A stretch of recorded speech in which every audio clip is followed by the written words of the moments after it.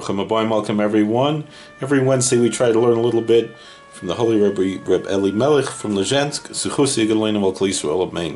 This week's Parshas, Parshas Vayechi, which is the last reading in the book of Genesis. We read in the Noam Elimelech Yeyomer.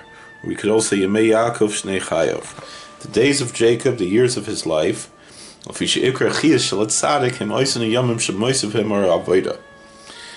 This is in accordance with the idea that the main life force of a saint are those days in which is added the light, the illumination of worship.